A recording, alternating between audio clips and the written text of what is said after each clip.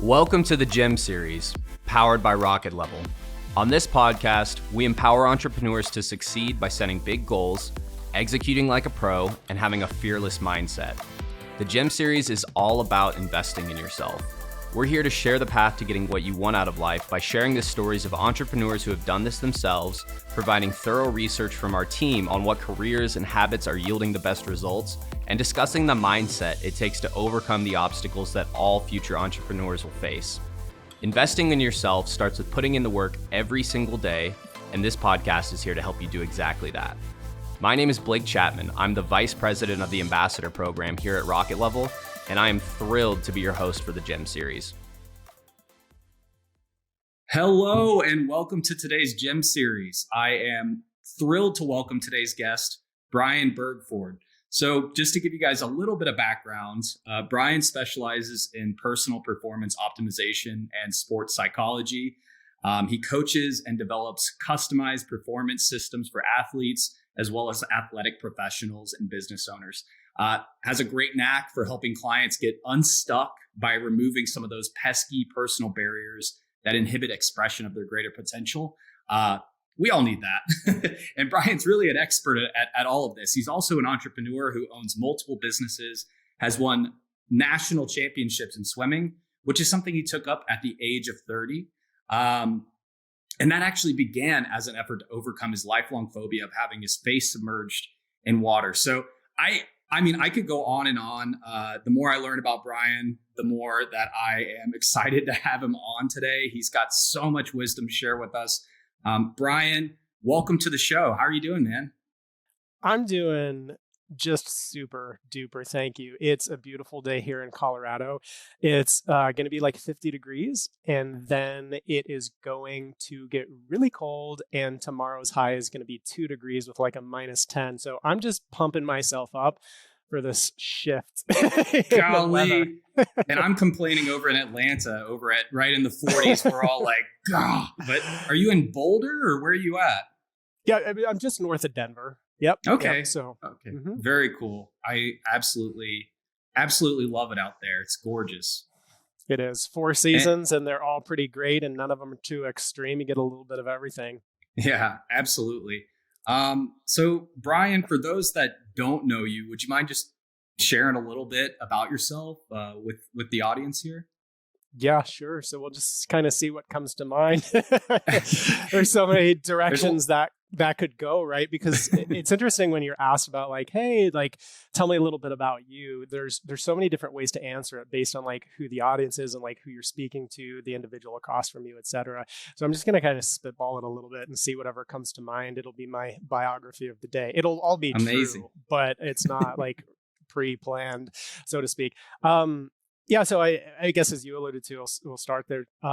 It's funny, I was not an athlete in my younger years. I played like little peewee baseball and stuff like that. And it wasn't until I was 30 really, because like in high school and stuff, my wife and I were both in a school that was very heavy into the arts. You know, we had a lot of like the varsity football players like in some of the big choirs and stuff like that. And it was 30 years old when I actually really took up swimming. I had a background in like strength training, personal training, so I understood a lot of the mechanics of that.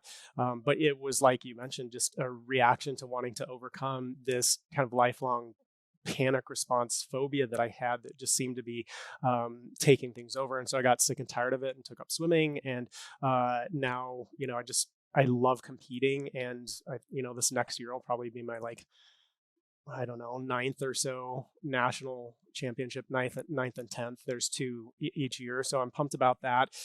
I'm fascinated, I think, as you can tell, by human performance, especially as pertains to high-level athletics, high-level in business, people that are go-getters, people that have batteries included. I never enjoyed, when I was doing even personal training, working with the general public, because it's like you want all this stuff, but you're not willing to work for it. And it just kind of like the attitude of a lot of people made me want to throw up in my mouth, versus when I was working with athletes and like football teams, stuff like that. completely different because those people came to play, and we weren't having to 100%. go through like, let's get excited. It's like, you come ready to play, man, we can take your performance to an unbelievable level. And those are the type of people that I really enjoy working with.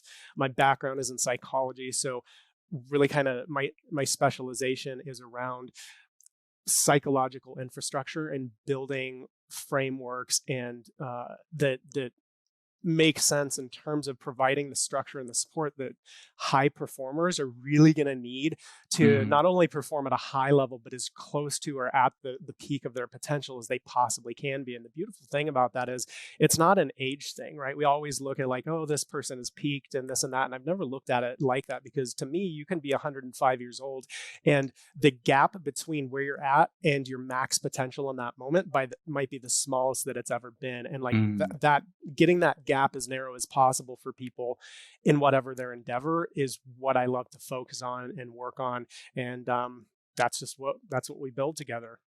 Absolutely. And I love the idea of that, narrowing the gap between what your max potential is.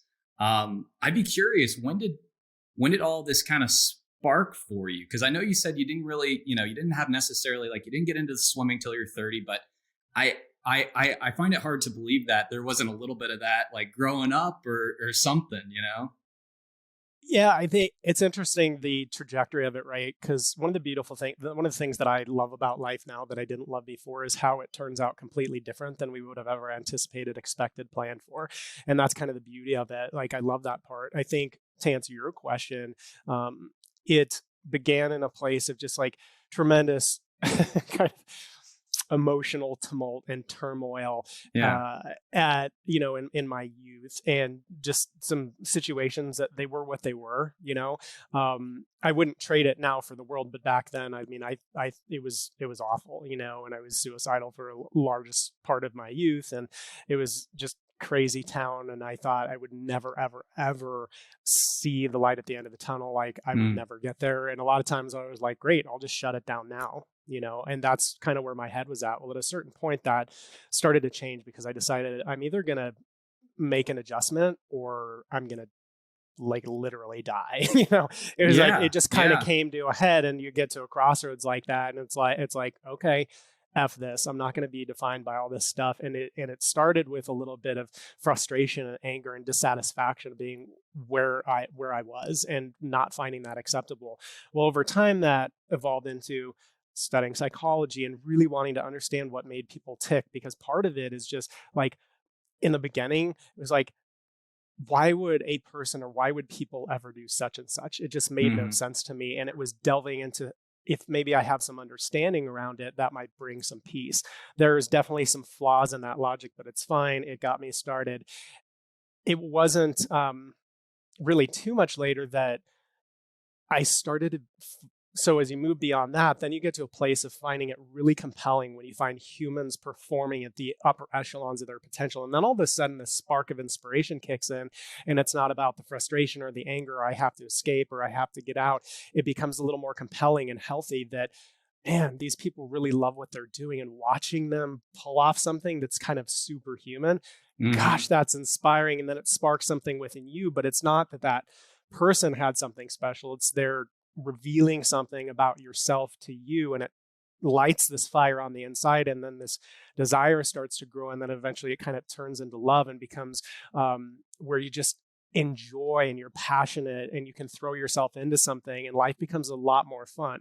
So that's a little bit, and I know it was a long-winded answer, but as with most things, it's like the evolution of our life and our consciousness and where we're going, and the things that we find passion in, and the things and the people and the places that we love and what inspires us, that shifts and changes over time. And so we spend so much of our lives trying to hold things static or get it to a certain point.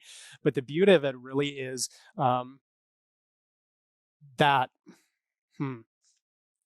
the effulgence, or like as things start to develop and you watch that transformation, if we can get over trying to control everything, we really start to see the beauty and the evolution. And like, I don't need to have control over all this, right? I'm just responsible for doing the best I can by having the narrowest gap between where I'm at and like my maximum potential. And that's how I'm going to show gratitude to, my family, the world, God, whatever people believe in and subscribe to.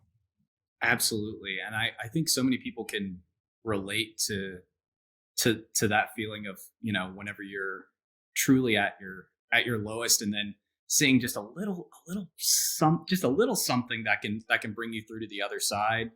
I know that right now, I mean, even in the everywhere in the entire world, mental health is at an all-time low.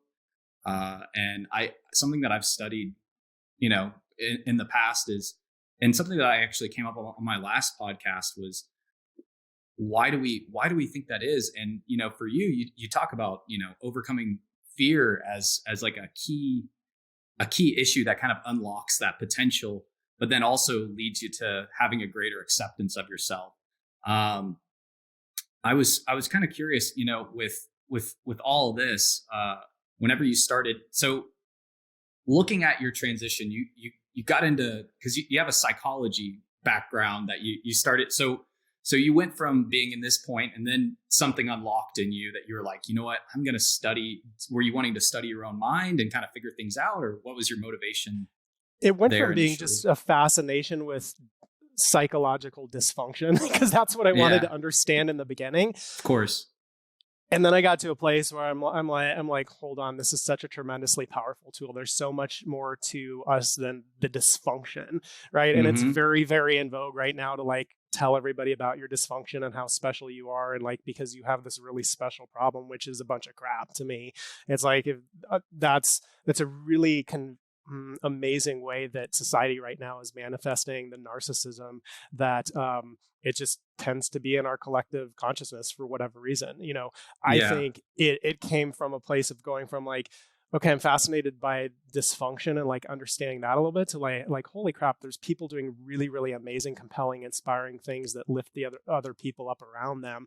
And that's what I wanted to be invested in. So what a lot of times we start the journey as the motivation is not how we finish the journey. And totally. hopefully that's the way it should always be. You mentioned something about mental health being at an all-time low. It's a crazy thing. And one of the pieces that I see myself, to whatever extent I can, helping and contributing with all that, is also mental fitness is at an all-time low. And so when everybody's like, oh my God, it's just like, my mental health's terrible. It's like, how much time do you spend every single day and every single week on actively doing mental training? You're completely out of shape and you're not fit, and then like something comes along and you don't have the psychological immunity, right, to put up with that stuff. And that's what a lot of it is, right? In sport, we talk a lot about, and in business too, if you get injured, that wipes everything out. You can't train, you can't really do anything. Like, you're down for the count and you just have to wait it out until you can get back in the game. That is a tremendous time suck.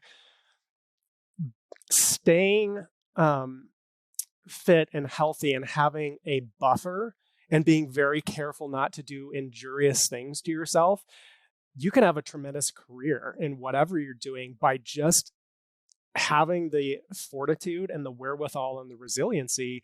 When other people, like, the crap of life hits them, you're in a position where you have that extra cushion. 100%. Right. And so you can absorb things and they don't have like the crushing impact on you that they otherwise would. Like, if sometimes, all right, the best way to like break through something is to steer right into it and like hit full throttle. Like, if you're in the ocean, you sure as crap don't want to be sideways to a massive wave and you're just kind of there floating around, because you're going to get capsized. Sometimes you have to like be very proactive. You have to turn the ship. You have to point the bow like right in, or is it the bow or the stern? The front. Yeah. Oh, I'm an idiot sometimes. I don't know. Whatever the front of the ship is. And you just turn the nose right into the oncoming wave, and like you just have to go directly into it, because if you don't, you're going to let fear and other things put you in a position. So much of life is about positioning, or you're going to put yourself in a position where you're going to become a victim of the wave, but it's because you didn't prepare for it and you didn't approach it correctly. Absolutely. I think that you put it much more eloquently than I do, but one of my mantras and something I'm always telling people is look at the thing, right? Just look at the thing. Because when you uncover it, it's usually, it's going to take you somewhere a lot better than if you're just living in fear of something that's just looming over you, Yep. So that's always, I feel like that's what you're doing. I love the idea of, obviously that sounds completely horrifying to be on a ship, go through a giant wave. That'd be horrifying. But the thing is, sometimes that's truly the only option, because the other option is just, failing and being stuck for forever. Yeah. And that's the way that a lot of people live, which is pretty unfortunate. A lot of it is timing of courage too, right? Like, because if you're turning the ship into the wave, your courage is up front, but the benefit is on the back side of all that, right? Versus like if you get rocked by the frickin' wave, you're going to have courage, but it's going to be forced. It's not a volitional thing where you are proactively courageous. You're reacting on the back end because you're like, okay, now we're underwater and I have to get out or I'm going to drown. And it's a reactive position instead of a proactive position. And again, like I said earlier, so much about life is positioning. So, people have courage. Be like, I just don't have courage. I don't have this. Like, the hell you don't. Like, go back through your life. And if you have any reasonable, very logical, level-headed view of yourself, like, you have tremendous amounts of courage. You have tremendous amounts of boldness. You have these pieces inside of you. The question is when they get activated and what it takes to activate them, right? And you 100%. Can wait until you get injured and then you have to go see a doctor and whatever else. And sometimes that stuff is inevitable and it happens. But I would propose that most of the injuries we sustain due to lack of prior planning, lack of accountability to ourselves and the people around us and the ones that can't. It's not because like, oh my gosh, this just came out of nowhere and how could I know? And it's like, well, how prepared were you really? Mm-hmm. Yeah, absolutely. Yeah, no, that makes perfect sense, because if you're always having to react to everything that comes your way, I mean, you're just at the mercy of life instead of actually taking charge of it, and there's no room for being an actual impact player whenever you're constantly in a position of having to just ward off whatever comes your way. For anybody that's listening, I just lifted my hands up and like I'm in fear of something coming my way. What are some of the I would love to hear, because you mentioned being mentally fit. So what are some examples of maybe how you can train your noggin to do some of that? Do you have any kind of stuff that you use or? Yeah. So one of the interesting pieces of this is typically where we start is not by adding things on, it's by removing things. So when we have a whole conglomerate of like just this mush in our head of like different systems and values and beliefs and identity things and this and that and the other, there's so much that we're just running this program under the surface that presupposes a lot of things. And that oftentimes is what drives our performance and what oftentimes is tripping us up and making us inefficient. And a lot of people, and I just encourage you, right? Like if you feel really dragged down, tired, kind of exhausted, and you're going out and you're doing your best to kick butt and take names and you're giving incredible effort and grind and whatever your kind of mantra is, but you're just like exhausted and you're like, I just don't know what's wrong. Sometimes because people can't imagine, they're like, I can't really work any harder. I'm not sure what I'm missing. And a lot of times it's like, it's not that you're missing anything. It's that you have too many programs running one on top of the other. And it's sort of like, one of the browsers that I have open that I probably shouldn't because we're on a podcast together. But like one of my other browsers, I've probably got like 10 or 11 tabs across the top. And the issue with that is something that I know is at a certain point, I'm going to need to like really just close that all down, because running all those cycles in the background is going to siphon away energy that we really need to focus on moving forward. And sometimes people think things are wrong with them. And I'm like, you're just running a bunch of background programs, some of them that are probably very, very subconscious. You have no idea that they're even going.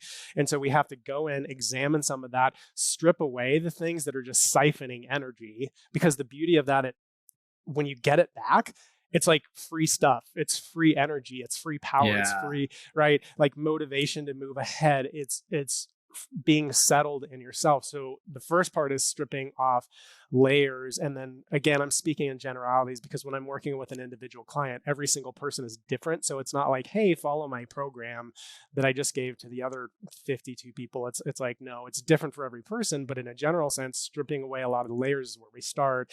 And then we start diving into, okay, based on like your goals and your objectives, what kind of, since we've moved some of that other stuff aside that wasn't as healthy, what would a person who really is truly dead serious about accomplishing that and living a life like that, what would they have to think and believe and tell themselves, and what kind of an environment and relationships, what type of friends would they have to have in order to accomplish that? And we start to collaboratively work together to build that out. Because again, it's funny because there's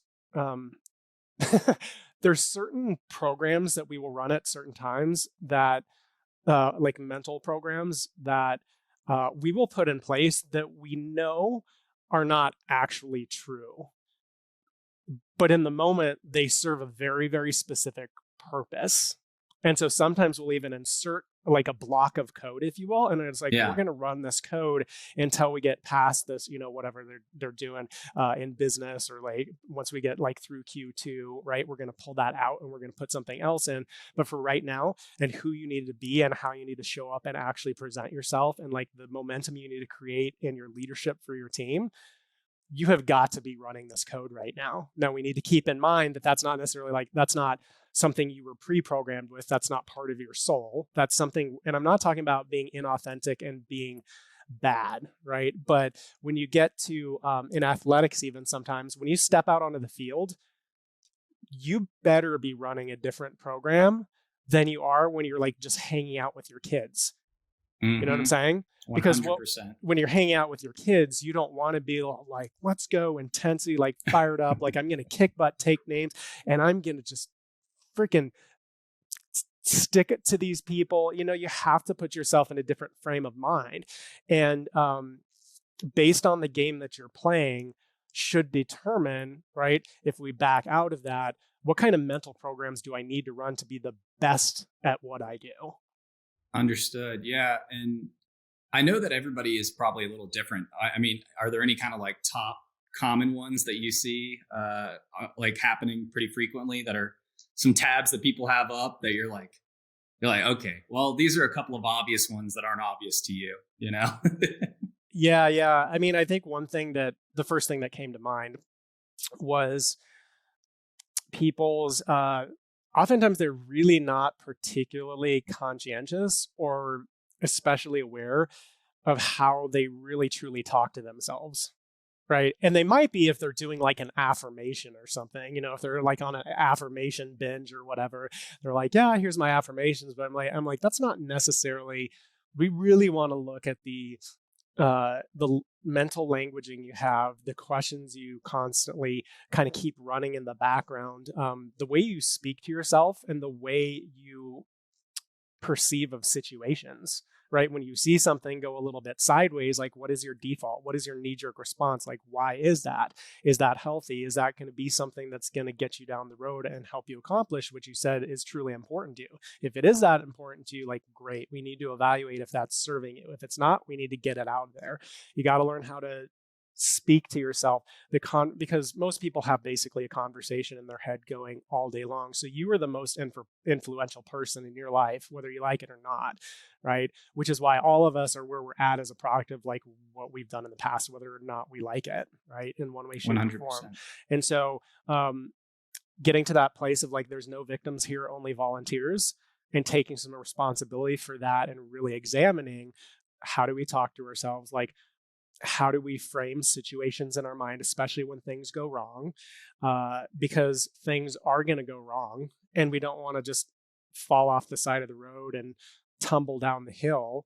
It would be nice to mitigate the damage of something and actually find a way, like, how are we going to use that to our advantage? So it becomes a lot about like how you habitually talk to yourself, the questions that you ask, and then getting into, great, what would be better ways to go about that, and then how do we implement that, how do we train that? Because sometimes it's disciplines like we're using you know, things like meditation with some auto suggestion. There's a lot of different modalities for it depending on the person and what connects with them. Sometimes it is actually doing visualization. There's a lot of tactical things you can do, but the bigger strategy behind it is like remove the crap and like build new programs that are actually going to take you, because the programs we all have right now, frankly, most of us haven't really designed truly from the ground up, where we designed it from the outset because we're like, we want this beautiful skyscraper, we want this huge building. Awesome. Yeah. We're going to start with that in mind. And from the very beginning, everything we are going to do and focus on is going to be the architecture that's going and like the foundation that's truly going to support the supplies we're going to need. What kind of a staff are we going to need, right? Absolutely. And when you do that from the very outset, but most of us haven't. I mean, nobody really has, because life shifts and turns. And so, especially if you're a person thinking about making a change in your career or doing something like that and getting more into entrepreneurship, or should I continue this business or should I move to another one? Should I stay put, et cetera, et cetera. When you're in transitional phases and you realize you're moving into something new, all of a sudden that stuff previously, you can appreciate it. You can say, that has given me some perspective, some different tools that I can use in the future. However, that architecture is not what you need in the future. And so to be very purposeful, especially as you're thinking about making transitions, to get some guidance around it is really, really powerful. So when you were kind of figuring all this stuff out, were there, certain people that you studied? I mean, did this all come from just your own personal experience? How did you kind of, because right now, whenever you're talking about this stuff, it's funny. Maybe it's because I recently watched The Matrix, but it makes me think of That's funny. breaking out of the Matrix. You're like, okay, Yeah. I'm going to take a step back from society and actually make some decisions for myself and regain some agency here. Yeah. I love talking with you because, from the very outset, even before we came on here, right? Like there's that connection and like those pieces that that you share with people. Like I love movies, especially ones with deeper connotations underneath. I saw my niece has been over in London studying for last 6 months or whatever, and she came back for Christmas break, and it was nice to see her, and I was so proud of her because she finally watched The Matrix. I've been telling her for a few years, and she only saw it once, and there's a lot that happens in it, and I was like, go back and like keep rewatching it. There's a lot of layers to it, but movies have been a big thing over time to just inspire me, right? Because it's something you can go back to. You always see a different movie the next time you watch it, especially if it does have some depth to it. That's been really big. In the beginning, it's funny. It started because I was like 14 when I really dipped in heavily, because I don't tend to do things. I do some things in moderation, but the things I'm really passionate about, I don't. I have to like force myself into being a little bit more moderated in my response, but dove headfirst into just a lot of personal development, like books and psychology and understanding it that way. And then when I went to like college, it's all the curriculum there and all the different things that you read. In terms of people that I've studied, it's hard to say because there has really truly been so many that as soon as I say one or two or three, it's like, but there's, dozens and dozens and dozens of others. One that was pretty significant for me, I would say at a point in my development, it would not be appropriate for me now. So I to take this with a grain of salt, like it was appropriate for the season of life I was in and what I needed at that moment was, I did a lot of Tony Robbins stuff, right? Went through a lot of different things there. And, was at the point where when I actually decided to kind of like step away from that, but I was at the place where it was like that transition point of like, wow, I could go on and like become a senior leader here, right? And that would have taken me down one path, but I just recognized, no, I got exactly what I needed here, and the things to help me transform and transition to be ready for my next phase of evolution. And then like I moved on. I think there's a real key in that for people. Sometimes they get stuck in different systems and they're like, this is the thing or that's the thing. And it's like, just keep it in perspective, right? Every season of life, there's appropriate influences for you. And there's some that maybe are not anymore. And so to continually just have that mindset of like, don't try and just find the one thing, right? Absolutely. Because I think it's really easy to get caught in that. Yeah. I've noticed that theme kind of pop up while we've been talking about something really being what you needed at a certain season of life, and then recognizing that, hey, it's a little bit different. Is that something that you train other people to do? I mean, or because is that a way to kind of move forward? And do you notice that popping up in people a lot? Because I think that it is something that I've seen when I've talked to people, is that sure, you get very rigid and like, well, this is kind of my end all be all. I follow this, and they're not challenging themselves to break out of that. So I guess I'd just be curious if that's something, that if how do you practically apply something like that? Well, I'll give you one practical way to apply something like that. I learned a long time ago, I'm not sure who the exact source was on this, but it made sense to me intuitively, and I just went with it from like a pretty young age.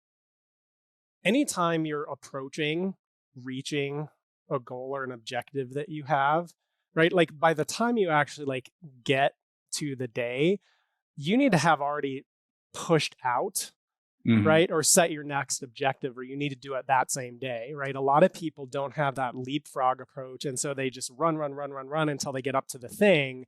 And then it's like, oh my gosh, this is awesome. And then they end up, they're like, cool, I'm going to take a week off. But then it, really turns into like 3 by the time they finally get the motor going back again. And then they're starting to think about like, well, what do I really want to do? But they've kind of lost the juice and the mojo. And so now they're up against the law of inertia.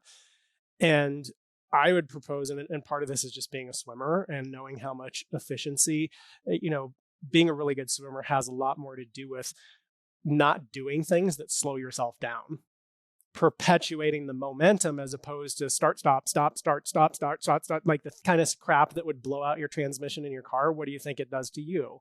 And so as you're approaching something, you always want to be kind of like thinking ahead of that and almost setting something. So you always have something compelling out in the future, not like, oh, let's take a 5-month vacation every time you hit a goal mentally until you really get back on track. So that is one practical way to kind of keep that going, because like, let me give you an example. Nationals that was in August, that was in Virginia. Yeah. I already had my goals set for this next upcoming August by the time I was halfway home in the plane the next day.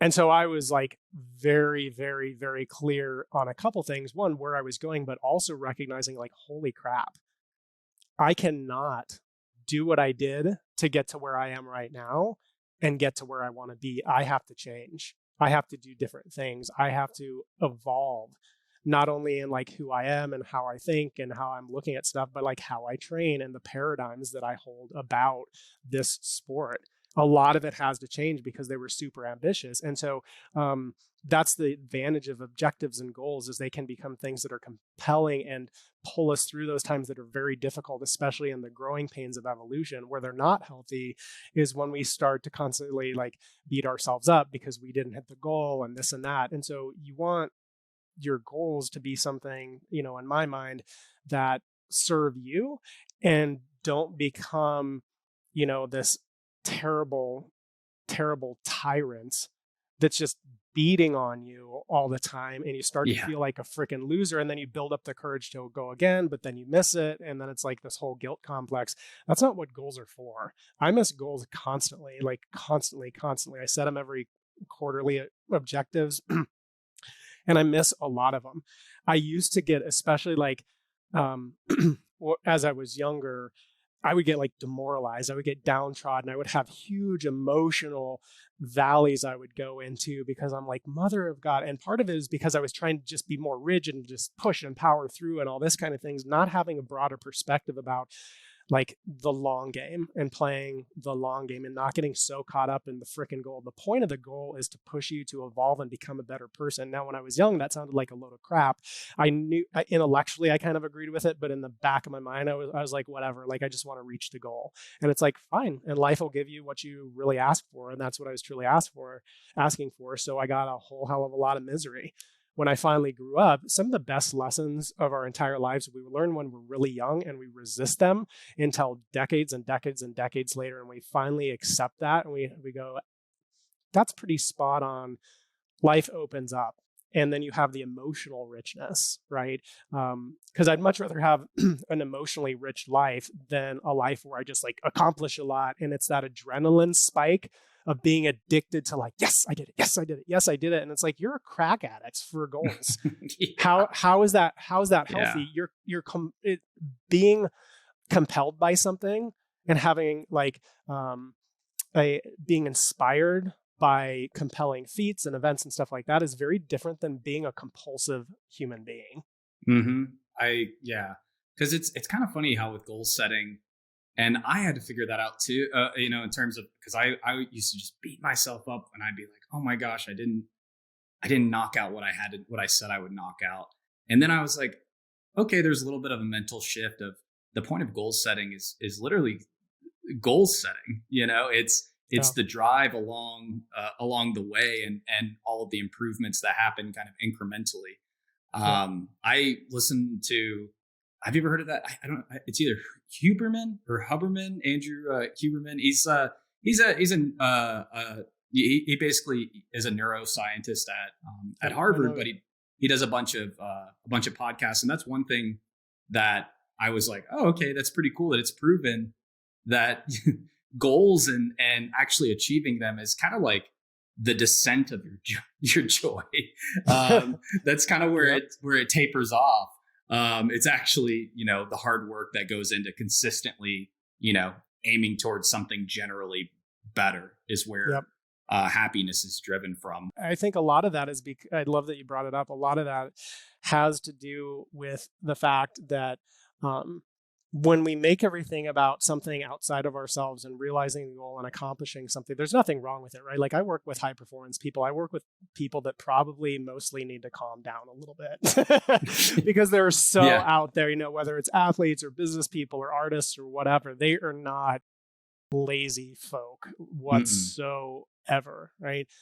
But I think the reason that like goals looked at in the right way work is because it focuses us on appreciating ourselves and the evolution that we're going through and turning the lens back within instead of putting our happiness outside of ourselves and thinking like, nope, I still, it's like that song by U2, I still haven't found what I'm looking for, right? I've been to the highest mountains. I've done all this different stuff. Like I found God, I found this, I found that, and I still haven't found what I'm looking for. And that's because we are constantly looking outside of ourselves or putting our success out there. And it's like, yeah, but I really have to do this. And it's not about that. It's about loving who you're becoming and appreciating the magnificence of who you actually are and the crap you've been willing to put up with and the persistence that you have and the determination and the devotion and the love that you show others through that process. Because I can tell you, one of the quickest ways to get to a goal is to do a lot of dirty, underhanded things. Yeah. It just is, right? And like, that's great. I mean, I can help people reach their goals really, really fast a lot of times. And why don't we go that route? Because I know that the adrenaline of it and like the pleasure hits and the fixes they keep getting, they're going to be really, really excited individuals, but their freaking soul is going to die inside of them. And at some point they're going to hit rock bottom because there's going to be nowhere to hide. I don't know when it's going to happen. I don't know how it's going to happen, but it's going to freaking happen. And when you're in a place all by yourself and you cannot turn on, like no offense, right? But like you can't turn on another podcast or you can't look at somebody else or you can't get addicted to somebody else in another relationship. And this is the one. And it's just you and you. and that's it, and you have nothing in there, and actually there's a lot of guilt and shame over the crazy ass stuff that you did to climb the rungs and get to your goal. And then the problem with that is it's really addictive, because now you have an image to uphold, and people see you a certain way, and you have to live up to that. And like, wow, how am I going to go bigger next time? That's a tough spot to be in, right? And eventually you're going to come face to face with that. And like a lot of this stuff, like it's funny as I'm talking about it. One of the reasons I love this and appreciate this context and this opportunity is because when you're speaking this kind of stuff, if you're doing it right, you're reflecting internally, and you're like, yep, I need to really focus on that again, because everything I'm saying, I'm looking at myself and recognizing the areas in my life, either past or present, where I need to apply these things better, where I need to take my own advice. And so, I hope this inspires other people, but really, this to me, I mean, selfishly, it's like I get to inspire myself by reminding myself of the truth that I know, and not acting like, oh no, I didn't know that. No, I really, really, really do know. So I just encourage people, take account of who you're really becoming, because that ultimately is going to be the legacy that you leave, certainly in a spiritual sense. It doesn't matter. You can have edifices to you. You can have all kinds of things and acclaim and this, that, and the other. And it's really like who you become is going to make the biggest difference in the world. And like, if you achieve some goals along the way, that's awesome. That's just gravy on top. But if that's what your world's about, I don't know. Seems like it's not going to get you there. Absolutely. It's, that's where true coping comes from. So many people don't understand how to even sit with themselves and cope. And it's funny when you say that too, because listening to all of those things, I'm like, I start doing the exact same thing, a mental checklist of life. I'm like, okay, what are some ways that I was like, because there's always room for everybody to do it. Right. Oh yeah. Yeah. Yep. And you think about the experts, right? Like the people that are the best of the best, world class. It's not that we romanticize it and we imagine like, oh my gosh, they're doing so many like different amazing things. And it's like, no, they're not. They're doing the same basic crap that you're doing, but they're doing it way better. Gentlemen, blocking and tackling, blocking and tackling, blocking and tackling, blocking and tackling. This isn't, and no, it's not sexy, and everybody loves the Hail Mary and the this and the that and the lateral, unless it doesn't work, which one of the games I saw recently, which the lateral didn't work too well. But it's really is blocking and tackling. And I think most, one of the biggest places you can put yourself at a huge advantage, in my opinion, is doing all the mundane, boring, right? Like it's all the tedious, like day after day of the same old crap, just to get like maybe 1/60th of 1% better, but then stacking week after week, month after month, year after year together, and seeing what you come up with in 10 years. And the biggest problem like I had when I was young is I was like, awesome, over the next 3-year period, I'm going to accomplish this. And it's like completely unbelievably unrealistic. Intellectually, it makes sense, right? But like, it's never going to happen. And that's way different. Like if you can have a longer vision of like 10, 15, 20 years down the road, that's a very different life. It's a very different outcome for somebody that's more playing, in Simon Sinek terms, would be more like the infinite game versus playing just a finite game that I can't see past the end of my nose. I can only see next year or 2 or 3 years from now. If I'm playing an infinite game, I'm going to play the game very differently than everybody else that's on the field that's just thinking in terms of like until the next time out or the next quarter.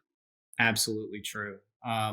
And every time I think about swimming, I always think about this essay. It's literally called "The Mundanity of Excellence." I don't know. Have you read Oh, that's that awesome. before? No, but that title's freaking amazing. It's like spot on. It's like, but it breaks down what it takes to become truly excellent from the perspective of what swimmers typically go through to perfect their craft, and a lot of it is extremely mundane, but it's also extremely intentional practice of, if you're going to take a stroke, every single little movement counts for something, and it's very gradual. And it's that's one of the tenets is consistency. The other tenet of it listed in there is about, being, consistent, but then also intentional. Yeah, exactly. Yeah. Exactly. I mean, it's crazy, the stuff, like this morning, like I showed up because part of it is one of the things I want to know. And it's been this way since I started swimming because I just knew that I had so much catch up to play because I was so far behind the 8 ball, in the sense that most of the people I'm around now, they've been swimming since they were tiny children. I mean, they have swam their entire lives. And I'm like, I'm starting at 30, and that produces some unique challenges. Yeah, of course. And I'm like, nope, I'm going to train every single day. Like, not in the pool every single day, like 5 days a week, but it's going to be 365 days every single year over year over year over year of like training and like never missing a day. And why would I? And in order to keep that kind of momentum, then you have to have that larger purpose, that larger why, whatever you want to think about, to drive you into being intentional. Because it's so easily to like, okay, I have to go do this thing today versus, like today I show up and like, I'm going to be early. Like that's just a practice. That's a discipline. That's weird. I'm going to show up early. First one there. I'm the last one to leave, but also not just doing that as like, it's not like a badge of honor. Like that's not what matters so much. It's like, I'm getting intentional practice in because I love that you piece those together because they have to go hand in hand. Otherwise it doesn't work the same. Right. But I'm being there early, I'm leaving late, and everything that I'm doing is intentional. And so if I get an extra, 500 yards in a week or something, like something that seems like nothing, right, to a swimmer, right? That's not a lot. But over the course of a year, and then you factor that out over an entire decade, that makes a night and day difference. And when you develop these habits and these disciplines and you go and you are intentional and you're thinking about like, where am I really going? What's compelling to me? Like, why am I doing that? That's awesome. Who do I have that I can watch that inspires me? Where can I go to like either listen to podcasts or look at videos with whatever somebody's jam is, to stay inspired, to keep that in the forefront of their mind so that you do those little things, right? So that you show up early, you go late. And then when you're there, I mean, I have some good training partners too. And part of that is just making sure that I do what I can to encourage other people around me, so that I have training partners and that they like being in the pool with me and like what we contribute back and forth to each other. Like that's part of the discipline. Because this morning was like, for most mornings are absolutely crazy. Like some of the stuff that we do together, and the sets are insane. Like the rest time that we're not getting, the intensity that we're pushing and going for like 2 hours straight at like about the top end of like what you feel like you're capable of over and over and over again. You got to be freaking passionate to do something like that. And passion to me is a lot the structure that you put into your life and into your business and into your family and into your whatever it is for you that you really truly want to be remembered for and great at. Brian, you got me pumped up, man. It's funny, before the podcast we were talking about how I'm starting to swim a little bit and getting into all that, and I can just tell that these conversations, I love getting to talk with you. I can tell that your conversations are absolutely inspiring to, I'm sure, everybody that you end up meeting. So I'd be curious, kind of in wrapping up here, what is the mission that you'd say you're on right now, if you were to kind of express that? My personal mission? Like my life ambition mission, or in what sense? Because there's a lot of ways I could answer this. Yeah, I'd say your personal mission. My personal mission, honestly, overarching, and the thing that is not only top of mind, but just practice more than anything else, is like spiritual awakening. And the interesting piece is how that used to fit into my life. Because I used to kind of, I'll just be honest, look at that sometimes and be like, I don't know, that's kind of weak, dude. Like you could just like use like, oh yeah, like I'm spiritually awakening, and like as an excuse to be a big freaking loser. Like, and that's honestly like kind of where I was coming from. Like, great, that excuses you from doing a whole lot of things. And at one level, it can be like almost a distraction or a diversion. But when you really delve into something, and you really get into like what it truly is. I mean, I can tell you, dude, of like all the things that I've done in my life, that journey is by far and away the most kind of gut wrenching, the most you have to look at yourself, like you can't look away, the most you have to confront things. It's like there's no off ramp for it. And it can be scary and confusing. And you're like, I don't really know where this is at, because it's not exactly like there's people around every corner that are really, truly dead serious about that. And so some of the stuff that you experience, it's like, I don't like, I don't even have a human that I can talk with about it.